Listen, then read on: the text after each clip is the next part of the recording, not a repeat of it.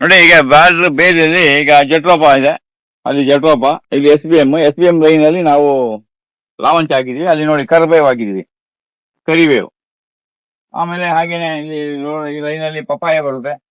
ಅದು ಇನ್ನೊಂದು 1 ತಿಂಗಳು 2 ತಿಂಗಳಲ್ಲಿ ಆಗ್ಲೇ ಹೂವು ಸ್ಟಾರ್ಟ್ ಆಗಿದೆ.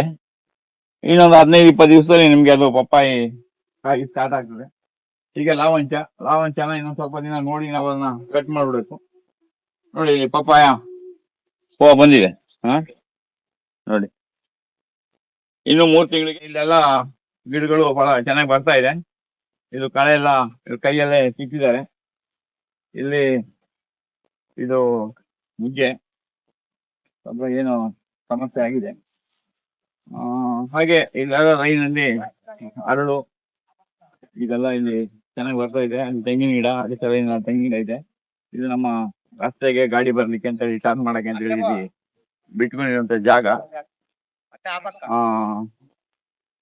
ಅಲ್ಲಿ ತುಳಸಿ ಗಿಡ ನೋಡಿ, ಒಂದೊಂದು ತುಳಸಿ ಗಿಡ ಇದೆ, ಅದೇ ಉಟ್ಕೊಳ್ತೇವೆ. ಈ ಬಾರ್ಡರ್ ನಾವು ಅಡಿಕೆ ಹಾಕಿದ್ದೇವೆ. ಅಡಿಕೆ, ಕರಿಬೇವು, ಹೀಗೆ ಬೇರೆ ಬೇರೆ ಗಿಡಗಳನ್ನ ನಾವು ಇಲ್ಲಿ ಮಾಡ್ತಾ ಇದ್ದೀವಿ. ಬರ್ತಾ ಇದೆ ಈ ಟ್ರಾನ್ಸ್ಫಾರ್ಮರ್, ಸ್ವಲ್ಪ ಗಾಡಿ ತಿರುಗಕ್ಕೆ ಅಂತೇಳಿ ಹತ್ಲಿಕ್ಕೆಲ್ಲ ತುಂಬಾ ಸಪೋರ್ಟ್ ಇದೆ. ಇಲ್ಲಿ ನೀರಿನ ಟ್ಯಾಂಕಿ ಬರ್ಲಿಕ್ಕೂ ಜಾಗ ಚೆನ್ನಾಗಿದೆ. ಈ ಗೇಟ್ ವಾಲ್ ಈ ತರ ಕವರ್ ಹಾಕೊಂಡಾಗ ಅದು ಬಿಸಿಲಿಗೆ ಒಣಗೋದಿಲ್ಲ. ಹಾಗೆ ಇಲ್ಲಿ ಈಗ ವೀರಾಪುರ ತೋಟ ಮೇಲ್ಗಡೆ ನಿಂತ್ಕೊಂಡು ನೋಡಿದ್ರೆ ನೋಡಿ ಈ ರೀತಿ ಕಾಣಿಸ್ತದೆ. ಬಹಳ ಚೆನ್ನಾಗಿ ಬಂದಿದೆ ಗಿಡಗಳು.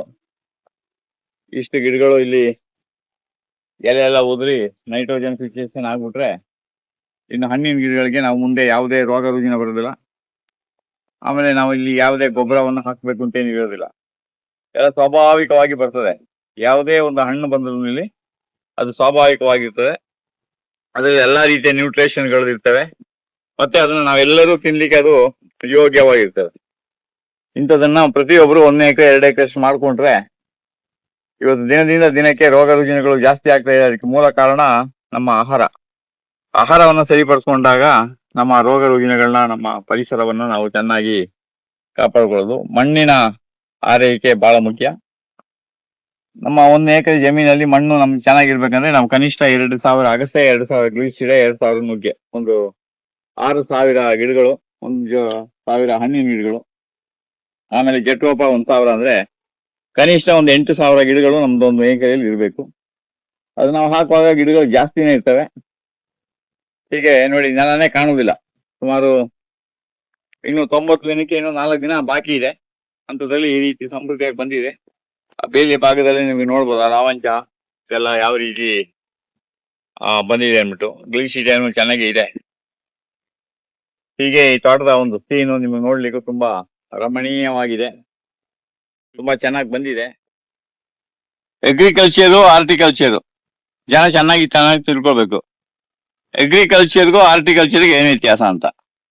ಈಗ ಪಕ್ಕದಲ್ಲಿ ಅವರು ಯಾವ್ದೋ ಒಂದು ಟೊಮೆಟೊ ಗಿಡ ಹಾಕಿದ್ದಾರೆ, ಯಾವ್ದೋ ಒಂದು ಬೆಳೆ ಹಾಕಿದ್ದಾರೆ, ರಾಗಿ ಹಾಕಿರ್ತಾರೆ, ಹುರುಳಿ ಹಾಕಿರ್ತಾರೆ, ಜೋಳ ಹಾಕಿರ್ತಾರೆ, ಏನೋ ಒಂದು ಹಾಕಿದ್ದಾರೆ. ಅದು ಅಗ್ರಿಕಲ್ಚರ್.